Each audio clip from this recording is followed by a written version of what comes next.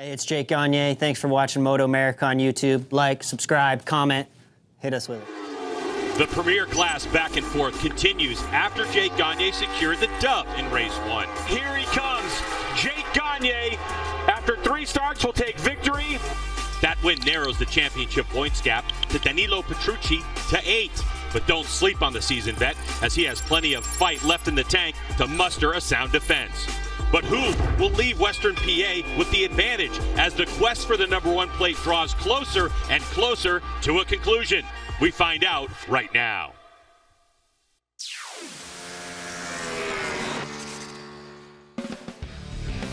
You're locked into the MotoAmerica AMA FIM North American Road Race Championship. Our round, Superbikes at Pittsburgh, presented by LaRoche Aviation Services from Pittsburgh International Race Complex in Wampum, Pennsylvania.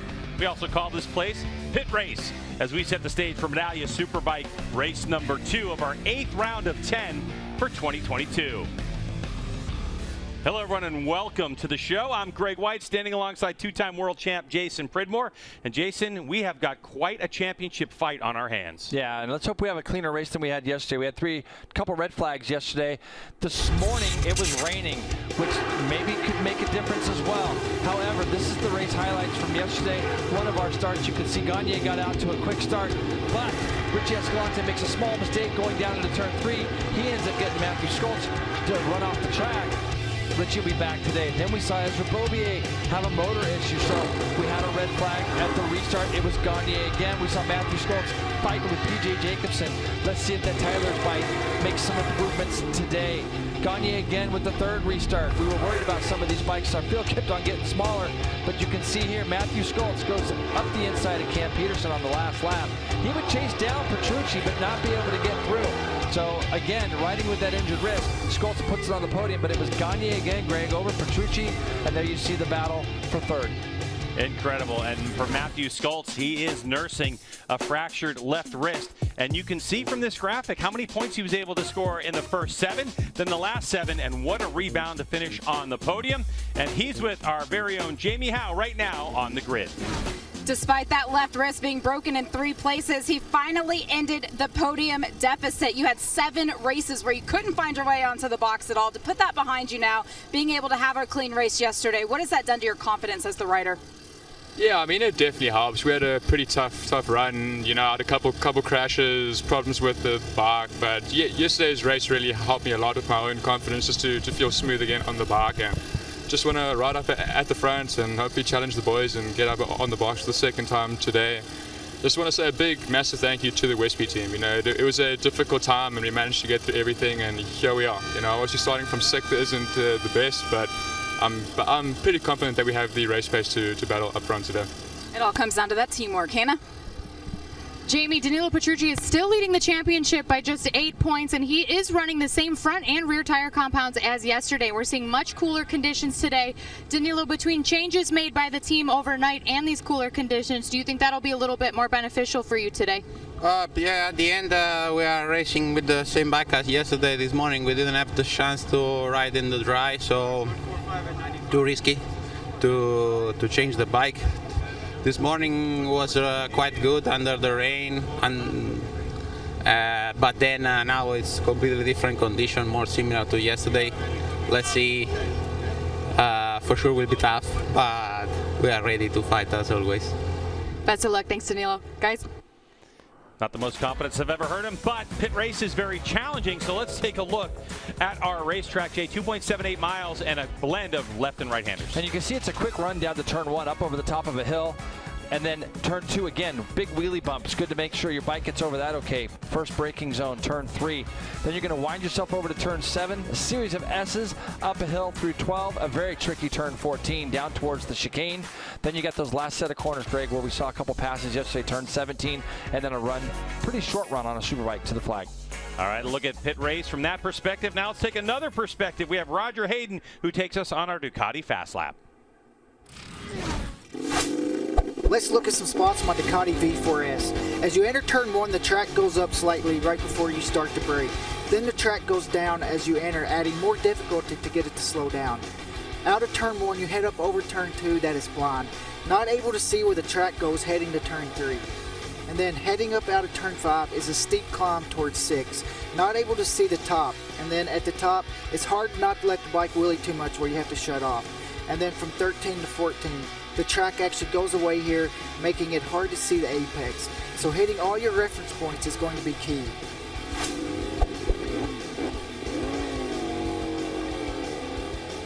All right, thanks, Raj. Key teammates Cam Peterson and Jake Gagne work together to put some distance between themselves and Danilo Petrucci. Race 2 begins in about 4.5 minutes.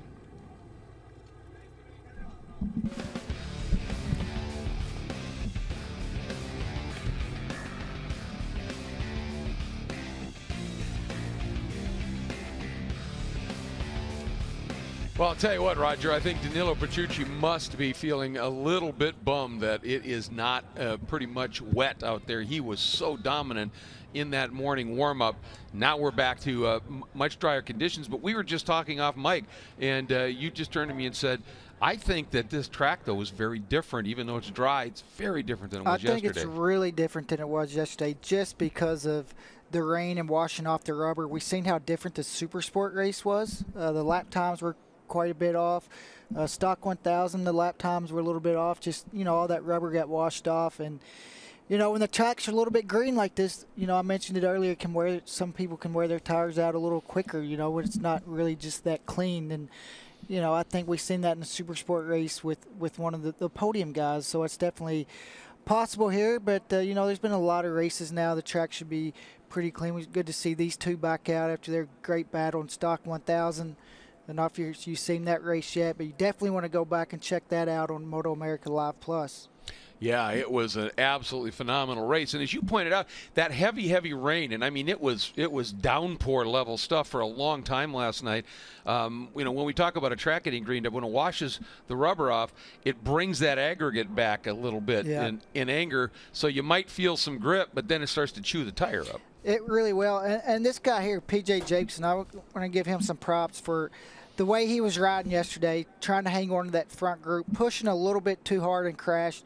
But he was getting everything out of that bike and then some. I mean, he was on the limit, pushing it for all it was worth. And you could just tell how hard he was riding. And it was going to be hard for him to keep it on two wheels at that pace for the whole race. But it was great to see him try to do it and just go for it. And hopefully they can just keep getting a little bit closer and closer and chip away at it. But yesterday, he was on the move.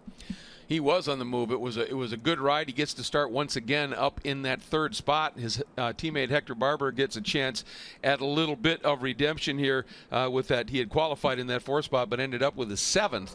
So, a few riders out there looking to up their game just a little bit. And for Jake Gagne, he just wants to do what he does. And the guy who's challenged once again, and he dealt with it well, was Matt Scholz, who's going to be coming from down outside of that front row. Yeah, Matt, even the last restart, Matt had to come from the third row and almost ended up second. So, I think if he can get a really good start, and that was only 5 laps. If you can imagine if he had a couple more laps, he could have maybe closed it up. And then you go to somebody like Richie Escalante starting on the row 3. He's the only guy that doesn't have any data from yesterday's race. Most of these guys got to sit down last night, even though the race was red flagged a few times. But you can still kind of get an idea. It's not going to be exactly. But you can go over and think about some changes you want to try for the next day. And he's not going to get there. He doesn't have the race. And then also guys didn't have a chance to try those changes they made overnight in the warm-up because of the rain. So do you want to make big changes going into the second race with the unknown or not? It's a bit of a risk. Well, we heard from Hannah that a few of the riders are saying, we're staying with what we have. We know it. We'll adapt as we need to here. And for Richie Escalante, as a rookie, losing that entire race, really good point about how that might affect him here. Let's get back over to Greg and Jason for the call. Medallia Superbike is sponsored by Medallia, the pioneer in customer and employee experience. By LaRoche Aviation Services, elevating your expectations.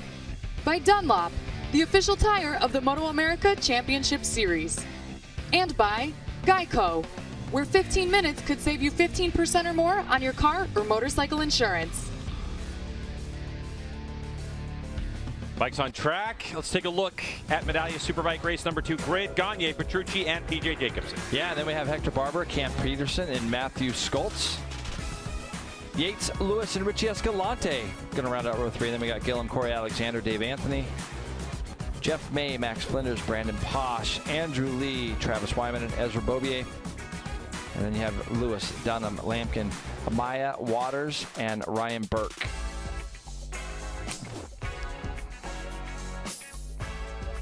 We have a couple, at least we have one no-show in this one. I think Nolan Lampkin's not going to be out there. Correct. That's right. Unfortunately for him, he had a expired motor. They couldn't get that thing replaced.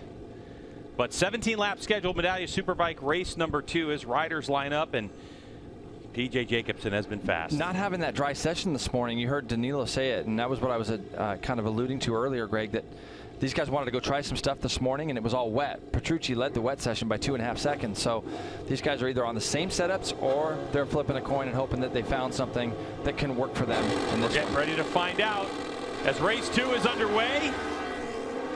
Man, Hector Barber got a big jump from row 2. Jake Gagne, the number 1 plate, leading us down into turn number 1, and his teammate, the 45 of Cameron Peterson. Both fresh and lean progressive Yamahas take to the point. Is that Hector Barber, like Jason said, in 3rd spot on the Tytler cycle.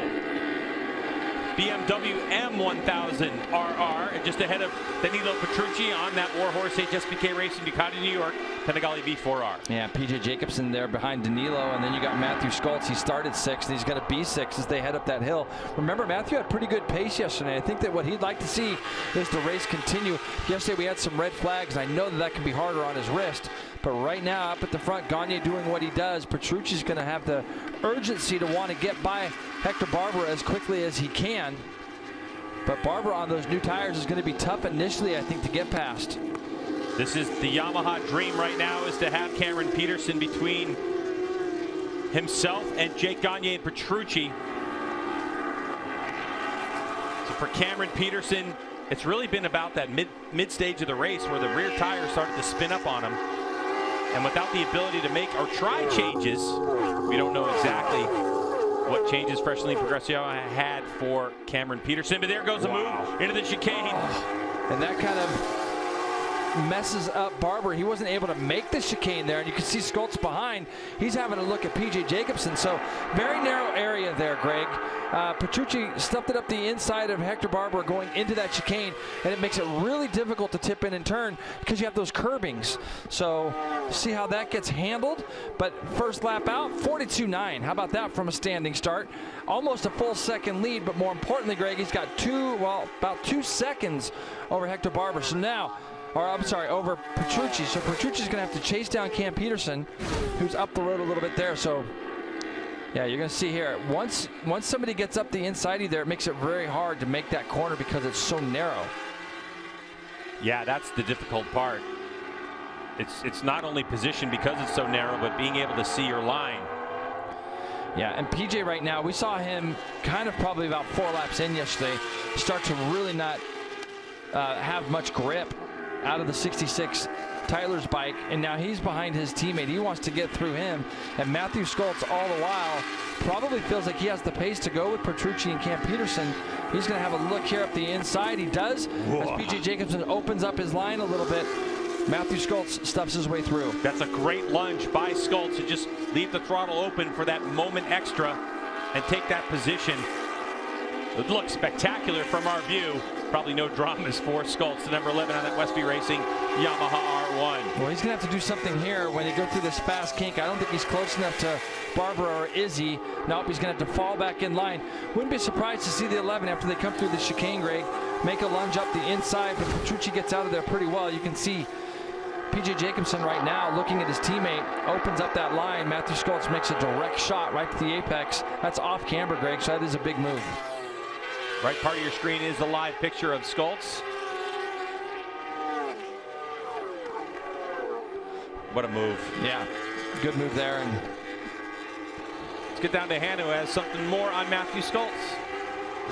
The theme of the week weekend for the team has really been just having a much different approach. They're not so fixated on being the fastest in practice or the fastest in each session, but looking inward at how can they develop their motorcycle, how can they improve it, and what can they do to give Matt the most support that he needs. He initially started on a really soft setup to help with the comfort in his hand and his wrist, but what's really made the difference is they've changed the way the engine braking and traction control works. Not so much how much of it or where, but specifically the way that it's delivered, and it really seems to suit his riding style.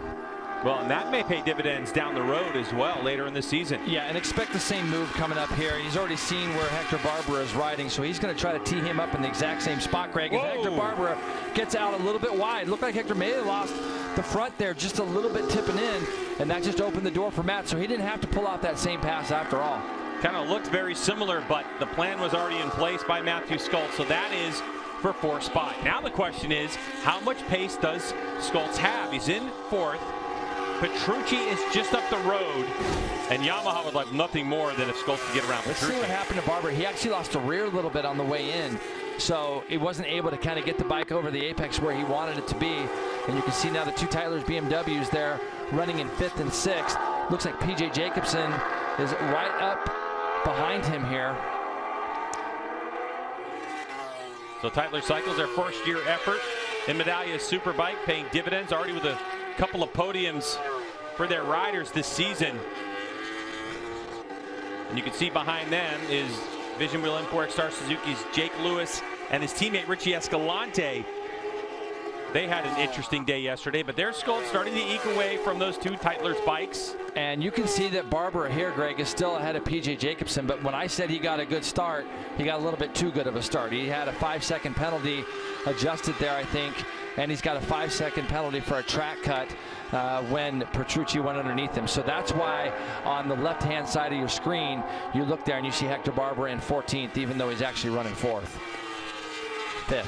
If we look at our timing and scoring screens, we can see Petrucci set the fastest lap of his race personally, a 1:41.6. Schultz was a 1:42 flat, while PJ Jacobsen in there at a 42.7.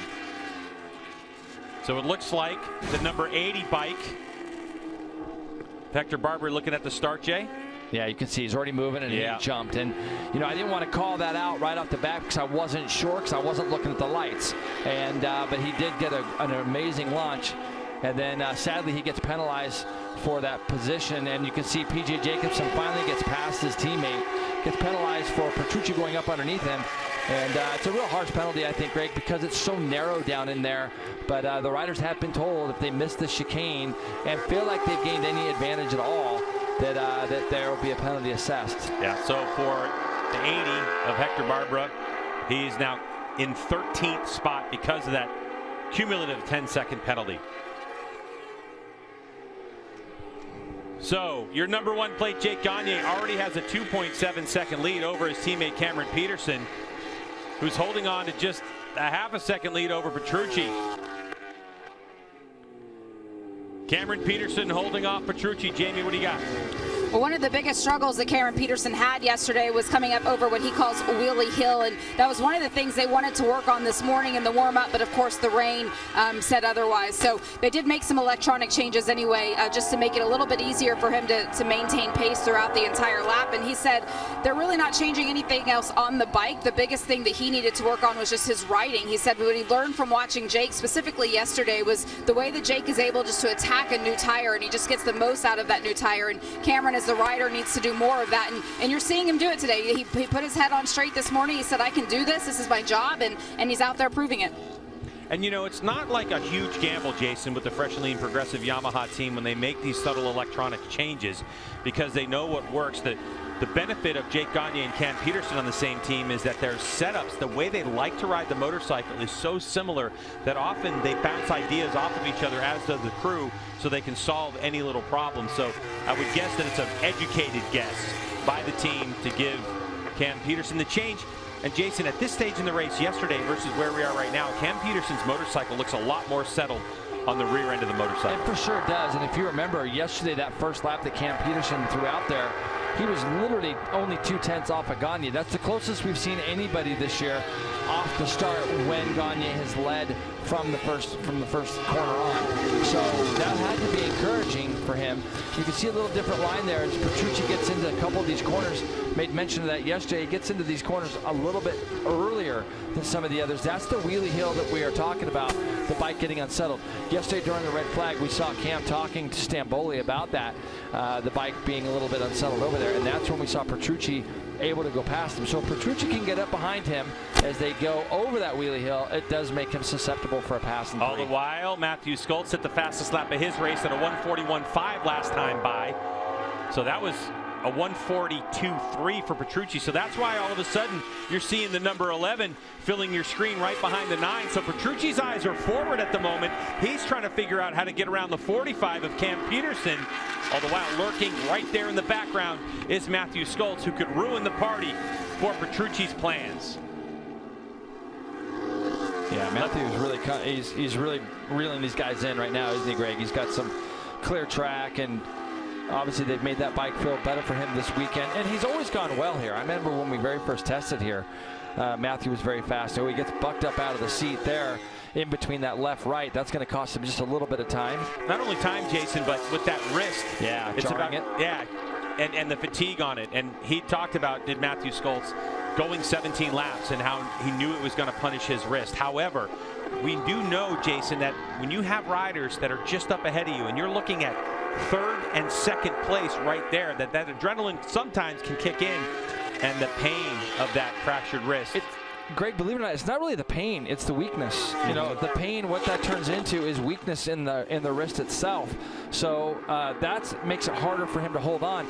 And when you have such a physical track, like going up over the top of this hill, very physical. You've got the thing wide open, and you've got to be prepared. You're loading your legs, and you can see again, Petrucci's bike gets up over that just a little bit better, and it makes it to where he can get the power to the ground and put himself up the inside of Cam Peterson. There goes the Italian, the former MotoGP racer, Danilo Petrucci. On that Warhorse HSBK Racing Ducati New York Panigale V4R. He'll take over second spot. Now Cam Peterson gets to study what Petrucci's doing. Over the wheelie, the bike looks so much better.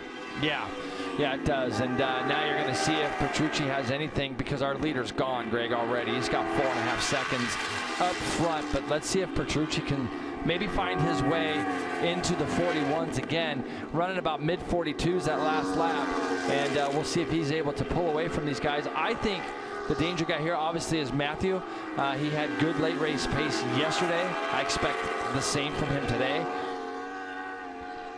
Yeah, they're a lot closer. Petrucci hasn't really checked out, but you can see that accordion effect where Petrucci's a little bit quicker than Cameron Peterson in some areas, but again, Cam P up to this point had been setting the pace. So Petrucci was able to get it done. Through the chicane they go. You can hear that Ducati go full sail when Petrucci grabs a handful of throttle.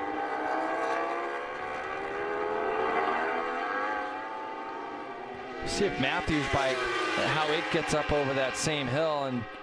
But that's, Greg, when it gets into tank slappers and things like that, that's when your wrist is going to be really susceptible to that pain and then the weakness I talked about. So again, both these bikes get out of turn one, got to stand the bike upright a little bit. Cam's bike looked a lot better there. Matthews didn't look as good, right? Yeah, a little bit wider though as well, and a little more angle that he had, did Schultz over that wheelie hill. And one of the things that's really funny about that, Greg, is that it's, you know, basically when you look at road race bikes, things kind of stay the same lap after lap, in the sense that you don't expect anything to really change from your lines to the pavement to that kind of thing. Pit Race is very smooth. When you go up over the top of that wheelie hill, it's almost like you don't do it the same way 2 times in a row, because if you're just a little bit off, or you have a little bit more lean angle than the lap before as you go up over the top of that, that's when you've got to be prepared for any scenario that comes your way when you go up over a section of track like that. Jamie, what do you have on our second place rider, Petrucci? Well, one of the things that came out of the race yesterday, you know, he was debriefing on it. They're still struggling with grip, just like they've done at all of the races so far this season. But one of the things that happened with that rain that came in last night and this morning is it took a lot of the rubber that was already laid down on the track through all the practice and qualifyings off. So the track became very green. The sun is coming out at times today, so that grip is still really lacking, even though the temperatures are a lot cooler than yesterday. But Petrucci was really complimentary of Jake Gagne. He finished the race second yesterday behind him, and he said that at the beginning beginning of the race, he was honestly just impressed with what Jake Gagne was able to do in those opening laps. He said he flows with the bike in a way that he, as a MotoGP rider, isn't able to do. So he's certainly looking at the rest of the competitors at this point in the season, and Jake Gagne has earned his respect. But I just thought that was an interesting point from him after race 1. Yeah, Jamie, and you're 100% right. When somebody with his experience pays a high compliment like that to Gagne, I know Petrucci came over here and probably had his eye on this championship right off the bat, and he's got a great team. He's got a good bike underneath him, and I just think that Gagne is just right now, he's riding at just a little bit of a different level. Now, saying that, this guy's never seen these tracks before, Greg, even though he came here last week, and but he can tell talent because he's been around an awful lot of it overseas, and I think that's a nice compliment that he pays to Jake. And of course, Gagne, who's out front now by 5.6 seconds as we continue to watch this battle. Second, third, and fourth on the racetrack is Petrucci, Peterson, and Schultz. Gagne on his way after the season's over to World Superbike, and he's going to take his fresh and lean Progressive Yamaha team and motorcycle with him. This motorcycle, of course, built after the disaster at Brainerd, where he completely yard sailed his R1, his favorite motorcycle. And in talking with the team, it was a question of how's he going to feel, Jason? No matter what you do, no matter how many motorcycles you have, whether it's 1, 2, 3, or 4, you know it, they never ever feel exactly the same. So it was kind of like a hold the breath moment when they rolled that Gagne's Yamaha R1 off the truck to see how he'd like it. And luckily for the team, he said, feels great. Yeah, well, that's a pretty experienced team and crew, and there's not going to be any stone left unturned under there. They're going to make sure to give him the best product they can. And I think right now for Cam Peterson here and Schultz, as we look at this battle continue on for second, it's got to be encouraging that Petrucci hasn't ran away from them. So we still have 8 laps to go, and you can see that almost, I don't want to say that anybody's holding up, but it looks like Matthew probably has a little bit of time if he can get through a couple guys here. That's what 6 seconds at Pitt Race looks like, as Jake Gagne has already gone through this section we're looking at. And Petrucci, he just likes to have that clear traffic in front of him. The Ducati has been pretty easy on rear tires. The issue, of course, with the Ducati and the Dunlops is, what does the bike feel like? What are you seeing right there? Yeah, Cam's trying to get on the gas, and it just doesn't look like it's giving him exactly what he wants. You can see there's a little gap now between Petrucci and Cam Peterson, and you can also see that Matthew is rolling up on him in the middle of the turns. So he wants to try to do what he can to get by his countrymen here as early as he can. He's going to set him up here and do the same thing he did to PJ Jacobsen. So obviously Matthew feels really strong. He's fine, Greg. He's got this bike. He'll get it back to the right, and he'll be able to set sail now after Petrucci. I just saw that bit of chatter because he was just a little bit wide, that front end feedback that he was getting from his Yamaha R1, Matthew Schultz. But now he's going after the Italian. So for Cameron Peterson, he had a good run up to this point, but something just not being able to get that drive holding him back. That said, he's got to stay where he's at. He's got to, and you can see this pass is set up where Matthew goes up the inside of Cam Peterson. Great.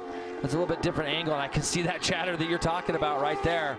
It's a big committed pass, Greg, because the bike becomes unweighted in the middle of it because of the camber, and that's why you see that little bit of chatter. He's still trying to keep that motorcycle turned, and it starts to chatter. But Cam Peterson needs to keep his head down, like I know he will, because if these two guys start to engage at all, he might still have an opportunity to nick a podium spot. Yeah, that's a good point. So it's on Matthew Schultz, who sits in third at the moment, fractured wrist and all. What a rebound we've seen from the Westby Racing team and Matthew Schultz as Petrucci continues to see Jake Gagne set sail. However, last time by the stripe, it was Petrucci who clawed back another 0.2 of a second. So it was 6 seconds. Now it's down to 5.8. We'll see if that's just a blip or if this is the trend for Gagne. Gagne's pit board watching again. I'm sure he's looking at what Mike Camfield's putting on that board and giving him the information he needs.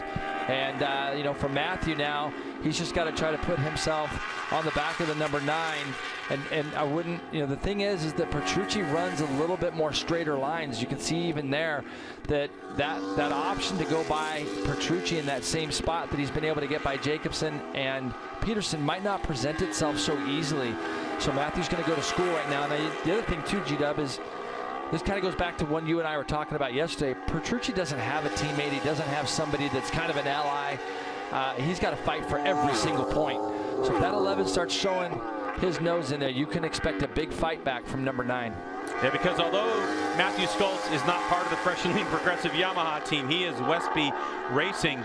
He's still flying the flag for Yamaha, as this has been a Yamaha versus Ducati season, even though we've had BMWs on the podium. Yeah. Suzuki in the mix as well with the Vision Wheel M4 X-Star Suzuki team. Their riders in 6th place and 8th place currently, with Hayden Gillum also on a Suzuki in 7th. So you have Suzuki as a manufacturer, 6, 7, 8 on the racetrack, just ahead of those 2 BMWs, a trio of those. So it's Jake Gagne with a 5.6 second lead, another 0.2 of a second, taken out by Petrucci, with Schultz right on his tail. Cameron Peterson just off in the distance, and then it's 5 seconds back to PJ. So you see how Matthew's kind of ramping up right now. I can just see body language and things, and I can see how he's ramping up, and he's able to roll through the middle of that turn 5 a little bit better. And the pass that he wants to make is probably going to be a surprise pass, either out of this next left or out of the right after that. So it's either going to be coming out of here. Matthew's been pretty sideways a little bit there. I don't know. Let's see, Greg, if he can make that same pass. There it is. There it is. Oh, the big lunge at Petrucci. He had to lift for just a moment. So, Jason, just like you're talking about, just from Petrucci's body language, it looked like it was a surprise. But you see how much tighter it was than the other passes because of the way Petrucci is straight lining those S's and making a direct line from apex to apex there. It was a more difficult pass, but the element of surprise there for Schultz is what really paid off there for Matthew. He gets the bike up underneath him, and you're going to probably see that same thing. He's able to just squeak that pass through, and now we'll see, if you look in the bottom right of your screen there, Matthew's already starting to gap Petrucci ever so slightly, but Petrucci will watch what's going on, and he'll climb hopefully maybe to the back of Schultz with just 5 laps to go. Don't you think sometimes when someone throws a surprise pass at you like that, that it's going to take you a moment to regather yourself? It definitely can. It can definitely just catch you off guard for a second. But Petrucci knows this place, and see how tight he gets into turn 1. Petrucci just gets into turn 1, and Matthew's letting that flow just a little bit more. That's just characteristics of bike and rider feel of what they're looking for. So again, he gets into turn 3 tighter. You can kind of see it. So 2 different bikes, 2 different lines, 2 different types of riders. But down here is where I can see Matthew really kind of ramping things up. He's very fast once he releases the lever here and lets that bike roll. So impressive what we're seeing from Matthew Schultz. Fractured wrist, left wrist, and putting himself back on the podium. The changes the team has made on the Westby Racing Yamaha R1 to make this motorcycle more comfortable for the rider, more ergonomically friendly. And you can see when Matthew gets on the gas in that section of the racetrack, there is spin and it gets sideways, but it looks more controlled than we've seen in quite a while. It looks simple, doesn't it? It almost looks like Matthew is riding easier, but he's still able to go at a very fast pace. His last lap was the same as this guy, 42 flat for Jake Gagne at 5.7 second lead. Matthew Schultz was at 42 flat as well. But Matthew looks like he's flowing really nice with the track. Now, we haven't got to see much of Gagne this race, Greg, but it's just been the same old stuff. Get that head down from the start, hit your marks, run clean laps, and pull away. Another dominating performance from Jake Gagne after 3 starts yesterday. Very challenging day for Jake Gagne. But I think right now, the most impressive rider on the racetrack is Matthew Schultz. So Gagne goes 42.3. Schultz just did a 42.1, so the gap is now down to 5.5. Jay, you talked about it. Gagne's probably checking out his pit board. He is. But the fact that Petrucci is sitting there at the 42.3 mark, another 0.2 he lost to Matthew Schultz. That's what's impressed, because Schultz has had to work his way to Petrucci and pass him, and you would think that he's got to work that front tire and that rear tire a little bit more. Now, it's not done yet. I mean, no. Petrucci's still there. We still have 3.5 laps to go. But the way that this Westby Yamaha R1 looks right now is probably some of the best I've seen it in quite a while. Yeah, and sometimes, again, Greg, when you're riding with an injury, all of your movements and some of the things that you're doing, they just have to be settled down ever so slightly, and that might be what we're seeing out of the number 11 right now. And this could be something he could learn from. This is a lot like what you saw from Cambodia in the past, what Jake Gagne has turned into, in the sense that there doesn't look to be as much frantic kind of riding as we've seen in the past. Everything looks very smooth. The way he's rolling off the throttle and reaching for that front brake lever, everything just looks smoother to me. Yeah, and I do think that what you're talking about, that strength, is part of the conservative conserving some of that energy for the race distance, how much you put into that wrist. How about this battle? I'm loving that we're showing this battle, because this is our battle right now for fourth. Got PJ Jacobson here with Richie Escalante right behind him. And then just in the background, you can see Hayden Gillum on that Disrupt Racing GSX-R 1000 as well. We got 3 GSX-R 1000s in this group, all battling for 5th place. And Hayden Gillum right now, where he's at, it looks like he got passed back there, G-Dub. So look at PJ just getting that bike sideways. He is such a talented motorcycle racer. World Super Sport, World Superbike experience. Jason, you've talked about it. Suzuka 8-hour. I mean, PJ Jacobson, Titlers. And of course, a good run from Richie Escalante after the disaster he had yesterday. Jamie. For PJ Jacobson, you mentioned all of the success that he's enjoyed, and one of the things that he's really working on is just being able to push that BMW, trying to get more and more out of it each and every round that we compete at. And yesterday, with just 2 laps to go in race number 1, he did throw it away, but he said the positive from it was that I threw it away because I was pushing, because we're now at that next step where I'm looking for that extra 10%. I want to get more out of it, and that's what the team is really striving for. And you're seeing it out there today. He's able to elongate the life of the tire just a little bit. They made some suspension changes just to get him to this stage of the race where he's still able to push. Hannah.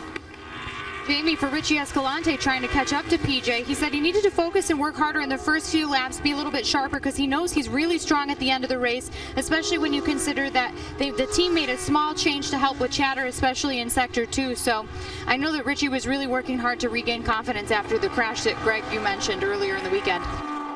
And Escalante is looking better and better on this motorcycle. Of course, Escalante coming from Super Sport. A bit of a surprise. He ends up on Superbike on the Vision Wheel M4X Star Suzuki team.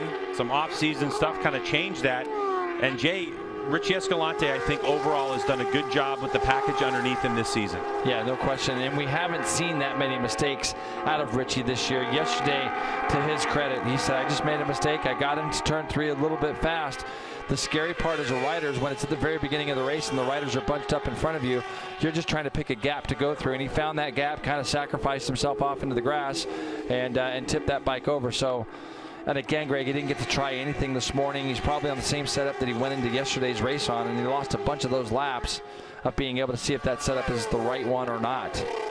And of course, you look at the mental aspect of coming to Medallia Superbike and you think, great, I'm in the premier class. But Richie Escalante for 2 seasons was just accustomed to winning on a Super Sport machine. He won the title, and of course, he had some amazing battles with Sean Dillon Kelly in that class. And, you know, all of a sudden you find yourself with a new challenge, a new mental challenge of being in the position that you're in, like this 6th place battling for 5th, instead of at the sharp end of the spear, constantly standing on top of the podium. Yeah, no question. And he's learning every lap. And these guys right now running 5th and 6th.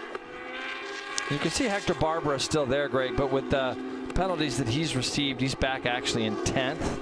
But Hector Barbera still trying to stay on the back of these 2 guys and chase after them. And the bike number 80 there has done a nice job of that. So PJ Jacobson, Titlers Cycles, they're on the BMW M1000RR. Richie Escalante, of course, on that Vision Wheel M4X Star Suzuki GSX-R 1000. There's some places where Escalante's really got some great roll speed and able to close up the gap. PJ through the MotoAmerica chicane. White flag flies for Jake Gagne. A 1:42.4 in the last lap for Gagne. He's got a 5-second lead over Matthew Skoltz, who now has a 1.5-second lead over Petrucci, with Cameron Peterson back there as well. And then you have this battle for 5th between PJ Jacobson and Richie Escalante. And lurking there, yeah, it looks like Hector Barbera has picked up some pace. Question is, what happened to Hayden Gillum? Well, I'm looking on our screen here, and Hayden Gillum actually received a penalty for a track cut too. That's why he's actually 7th. It says that he is 7th, Greg. So he did pick up there's a bunch of bikes actually that look like they had a track cut penalty in that chicane. So, but right now these guys are actually battling for 5th. Neither one of these guys have had any penalties. Just to keep people appraised of what's going on in that battle for 2nd right now, Matthew Skoltz is pulled out to a 1.5-second lead over Petrucci on this last lap. Jake Gagne out front with Skoltz and Petrucci. Oh. And what's going to happen with this battle for 5th spot? Every position makes a difference, especially this late in the season. Oh, Escalante. He thought about it, didn't he? He certainly did. Had a little bit of front-end movement there. He had to roll out of it and think better of it. PJ with his head down, eyes forward. All the while, hanging back there is Hector Barbera. So Hector Barbera is 9th technically on the racetrack, but it's all about this guy, Jake Gagne. 8 points the difference between him and Petrucci coming into this one, and he wanted to try to snatch back another 5 points. Onto the front straightaway he comes. He'll take the checkered flag, and now he doesn't know it, but he's awaiting the arrival of that Yamaha rider, Matthew Schultz, who's able to put himself second and between, right in the middle between Gagne and Petrucci. Cameron Peterson across the line, and this battle for 5th will come down to P.J. Jacobsen. Escalante shaking his head. He gave it a go. Hector Barbera comes across the line in 7th technically, but he's going to be relegated to 8th with the time penalty because Hayden Gillum comes across in 7th. But it's all about this guy. New championship points leader. New championship points leader. There were 8, and the difference between 1st and 3rd is 9 points. So by our math, we should have a new championship points leader by a single point in Jake Gagne. But a look at his race, and very typical, Jason, as to what we normally see from Gagne, it's those dominant first 6 laps. Yeah, and late in the race, Greg, when you were calling it that they were starting to gain on him a little bit on that lap 12, he jumped it back down into a 42 flat. So, yeah, those beginning laps are the way that Gagne wins all these races, as we know. Your live championship look, it's going to be Gagne back on top with 290 and Petrucci with that single point back. So I'm sure that Jake Gagne and his team are going to give a tip of the cap to Matthew Schultz for his 2nd place effort. When we return to Pitt Race, we'll talk to Jake Gagne and find out how that race went.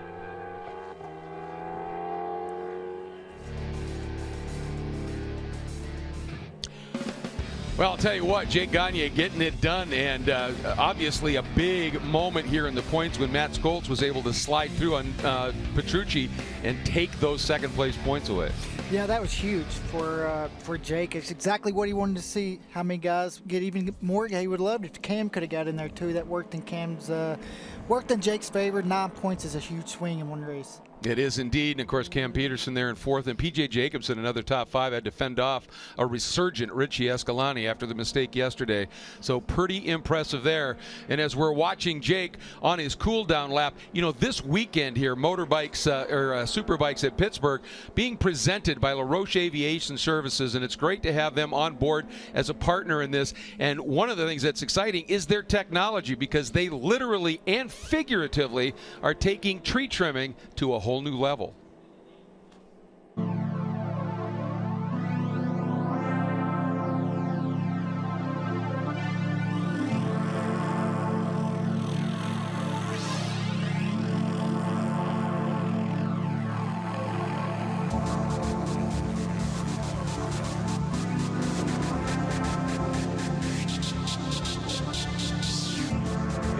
All right, I'm CJ LaRoche. I race the number 20 R6 with the Northeast Cycle Outlet racing team, and during the week, this is what I do to make a living. So when I'm not at the racetrack during the weekends, I'm using this equipment to make a living. And LaRoche Tree Service started out as just a small residential tree company, and over time we've built it into what it's become today. A clearing, right-of-way vegetation management company. We also build the timber mats that you see behind us, and then we've morphed into an aviation division with a helicopter right behind me. So what's made the LaRoche company successful is simple. It's people. We've got a great team that's second to none in my opinion. We're 230 strong and we're growing, and we need more good people. Yeah, so we had a lot of fun today. Got to follow Roger Hayden on his hot laps here at the end of the day on Friday, and just an awesome experience. I'm looking forward to seeing the footage, and what a beautiful day for it. So if you're interested in what we do, check us out, LaRoche Aviation, LaRoche Tree. Look at our videos. If that interests you, apply. It's been a great opportunity to come out here for MotoAmerica. A really fun day today, and we're looking forward to the rest of the weekend. It's a great opportunity to meet the fans and show them a part of our business that we do, and we're hoping to find some new team members here, and we're really excited about it. It's been a wonderful opportunity, and we thank MotoAmerica for helping us make this happen.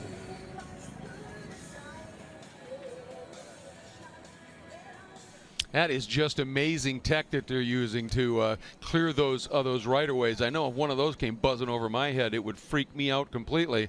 But, man, I'll tell you what, they seem to be mighty effective. Roger, part of the success of MotoAmerica, obviously, great partners.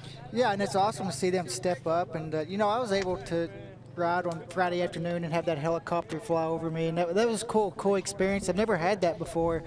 And, it's just new things. And it's cool videos that's going to come from that. And hopefully it's a partnership that continues for a long time. Yeah, absolutely. It was fun when you were running through the S's, seeing the helicopter shadow bouncing across behind you. That was really, really fun. And I'll tell you what, this is Jake Gagne getting ready to do some celebrating with yet another win. And that, I believe, is going to tie him with Ben Spies for 6th on the all-time list.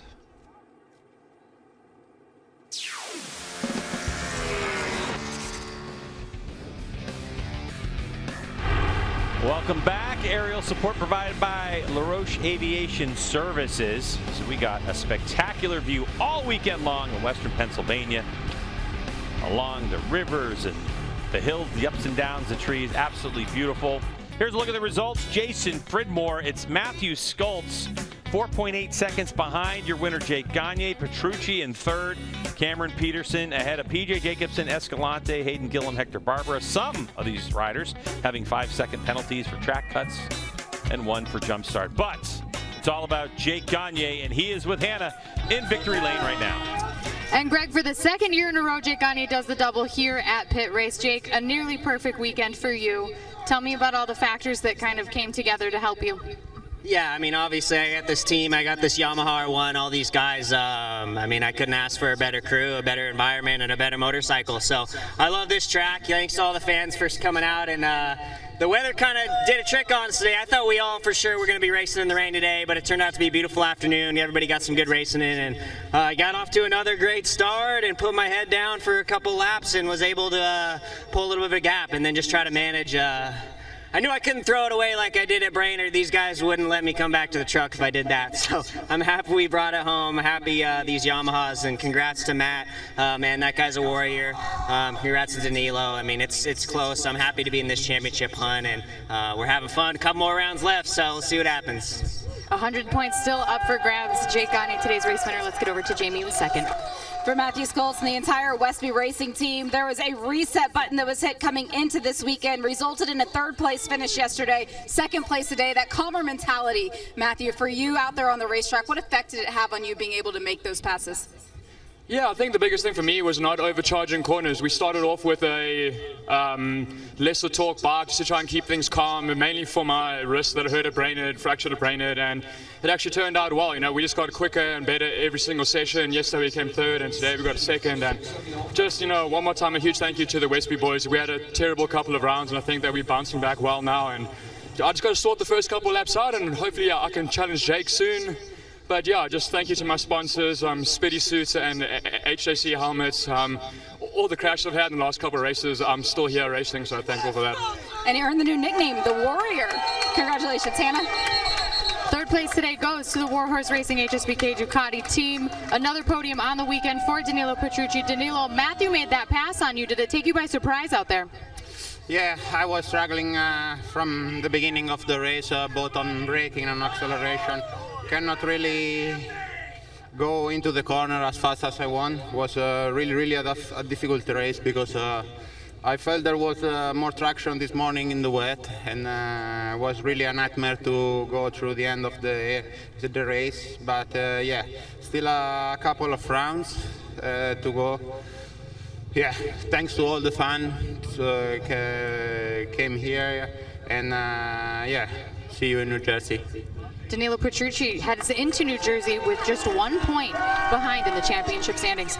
Yeah, and also of the 17 races so far this season, he's been on the podium 16 times. We have more coverage from Medallia Superbike on the other side of this commercial break.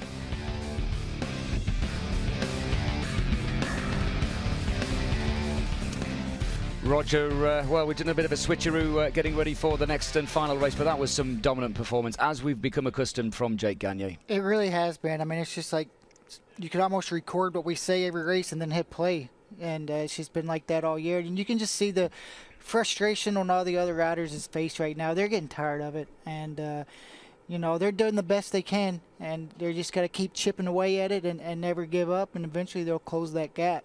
Yeah, Matthew Skoltz in that second place, the Warrior, as he's been nicknamed. Danilo Petrucci in third. Just 1 point between them now in the championship. It's looking like a two-horse race. Pretty much, Roger, 1 point. It's a 4-race shootout.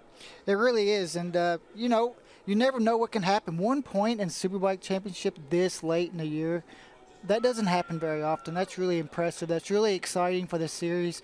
And eventually, I think Danilo is going to step up, and he's going to start taking some more chances. He's either going to win one, he's going to challenge Jake, or he's going to throw it down the road. Yeah, fully agree. Jake Gagne then moves onto the podium on the top step. All smiles at Yamaha. There's a lot more to come here on MotoAmerica Live Plus. Stay with us. There's more to come.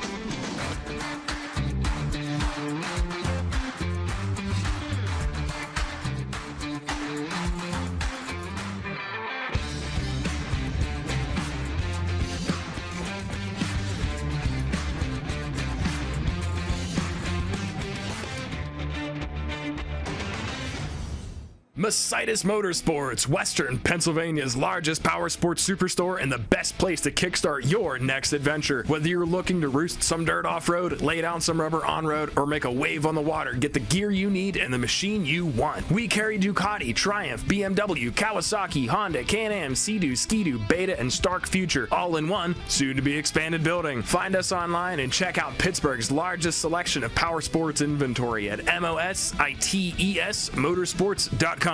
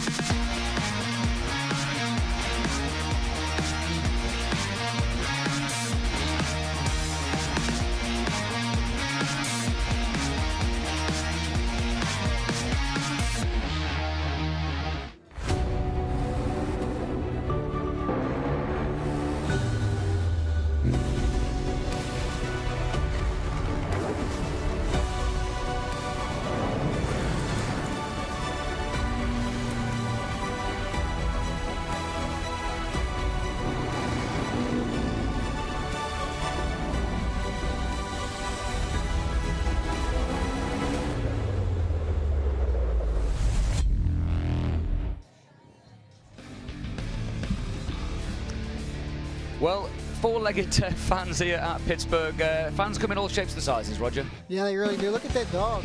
I miss my dog, you know. It's the toughest part about being gone. Yeah? Yep. Unbelievable stuff. Well, I'm sure everybody has had a great time. They certainly look as though they've had a lot of fun.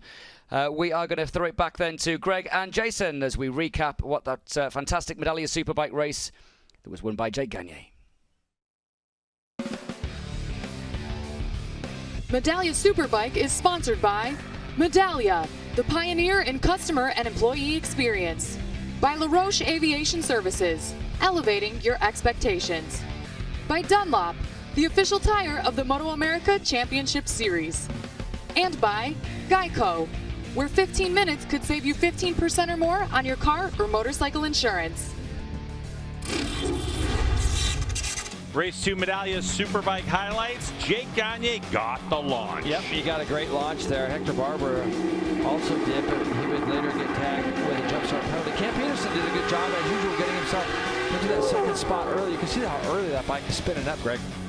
First lap out, bike was spinning out. Petrucci goes up underneath Hector Barbera to try to move forward. Matthew Skoltz was making this pass work for him over in that turn 10 area. He was able to, a couple laps later, on a mistake by Hector Barbera, get through on him. Then Petrucci set his sights on Cam Peterson, was able to do that. Matthew Skoltz again with that same move, and it was a move that he would repeat, Greg, as he goes through here on Danilo Petrucci as well. He would chase Gagne for as long as he could. 4.8 seconds would be the final gap between the number 1 and the 11, but for Gagne again, if he finishes, Greg, he's a hard one to beat. If he finishes, he's a hard one to beat. Well, Jason, just as you say that, let's take a look at the last 7 races. And you said it. Win, win, win. DNF at Brainerd, uncharacteristic mistake, and another couple of wins. Yeah, and I think that that's just the consistency that you need. I mean, he was able to give these guys a couple races at the beginning of the year, but if he finishes, he's winning. I know Road America, he finished 5th and 4th. That was a little bit different, but here you go. Here's what he does. More to talk about Medallia Superbike. We come back with our coverage continuing in a moment. And your winner today, riding for the First Elite Progressive Yamaha Racing Team out of Durango, Colorado.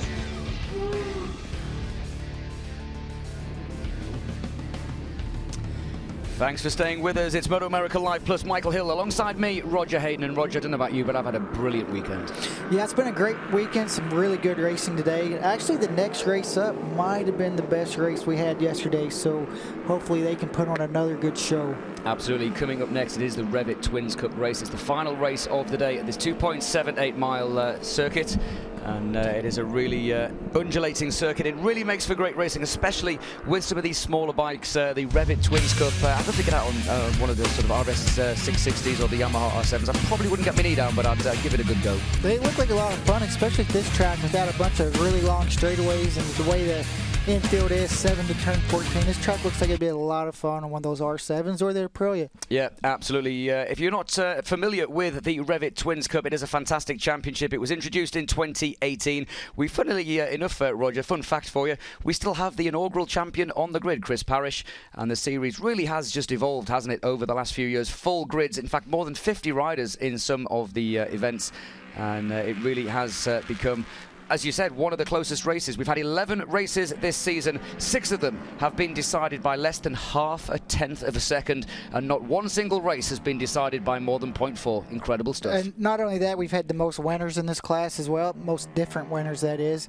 So definitely provides a lot of entertainment. What I like about it is a rider might win one weekend, and this class is so competitive, they might get 6th or 7th the next weekend, just because that's how competitive it is. If you're off just a little bit one weekend, it's huge in this class because everyone is so close. Absolutely. We talk about how close it is. The riders came into this championship separated by 1 point. Anthony Mazziato with a 1 point advantage over his Aprilia counterpart. Different team, same manufacturer over Jody Barry. Both riders struggling this weekend, both having to really overcome some issues. Blake Davis, who came into the weekend more than 20 points behind, now only 13 or 14 points adrift. It has now become a 3-horse race for the title, and we wouldn't have said that, would we, earlier in the season? As we get a look at this track, as I said, built in 2002, great place. Yeah, great place, a lot of elevation. Turn 1 goes up over a hill, turn 2.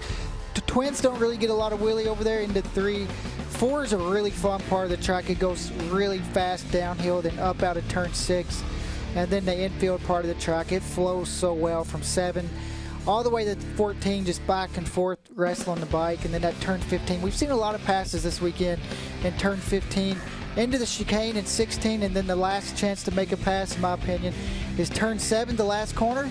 But yesterday we seen a draft to the line out of turn 19, so it could change. Yeah, we did. If you didn't see that race yesterday, it really was a photo finish in the Twins Cup. Blake Davis went on to take that win. It was Caleb de Corella who went a little bit defensive, didn't he, Roger, into that penultimate corner, and that just allowed Blake a smart move from Blake. As I said, you wouldn't think he was 17. And I want to just put this out there. I've been saying that he's the youngest ever Twins Cup rider. I want to apologise to Rocco Landers, because Rocco Landers actually is the youngest ever Twins Cup rider. He was 3 months younger, more or less, give or take a few days, than Blake Davis. But that's not taking anything away from Blake. From when Blake won Daytona also? Yes. Apparently, according to Rocco, he came and sought me out and said I got my stats wrong. And as the stats man, I want to publicly apologise to Rocco for getting it wrong. So well, there you go. That's impressive for Blake. I mean, that's good company to be in. Absolutely. Well, there's worse guys to get compared to. Don't go there, Roger. Don't go there.